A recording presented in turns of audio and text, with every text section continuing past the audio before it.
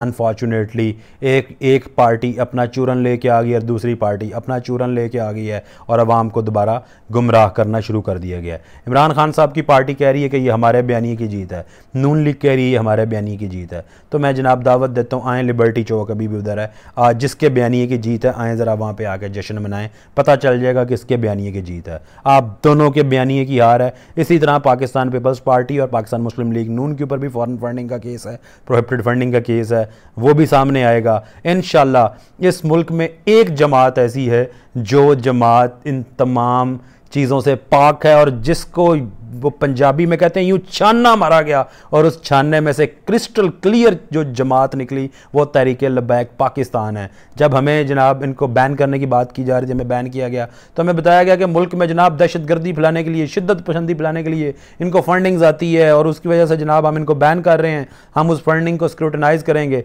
तो सब कुछ करके देख लिया, मुंह की कहानी पड़ी, एक पैसे की हेरा फेरी साबित नहीं कर सके और तहरीक लब्बैक पाकिस्तान सरखरू हुई।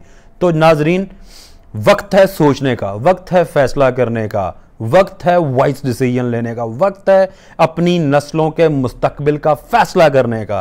क्या आप उस जमात के साथ खड़े होंगे जो पाकिस्तान की तीसरी बड़ी जमात होने के बावजूद एक पैसा उसकी पार्ट पे जनाब साबित नहीं हो सका और पूरे पाकिस्तान के इदारे उसकी स्क्रूटनी कर रहे थे? कि आप उन जमातों के साथ खड़े होंगे जो यहूदियों से, अमेरिकन से, इंडियन से और जनाब एमरेट्स से, हर जगह से जनाब पैसा उठा के पाकिस्तान में अफरा तफरी फैलाने के लिए और अपने पॉलिटिकल गेन्स के लिए उस पैसे को यूज करेंगे?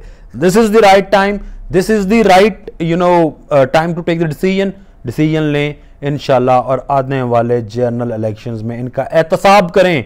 आप इस मुल्क में खुशहाली तब आएगी जब अवाम एहतसाब करेगी। अगर आप एहतसाब नहीं करेंगे और आप इन्हीं झूठे बयानियों के जो ये चूरन बेचते हैं आप वो चूरन खाते रहेंगे तो फिर इस कौम का और इस मुल्क का अल्लाह ही हाफिज़, खुदा हाफिज़।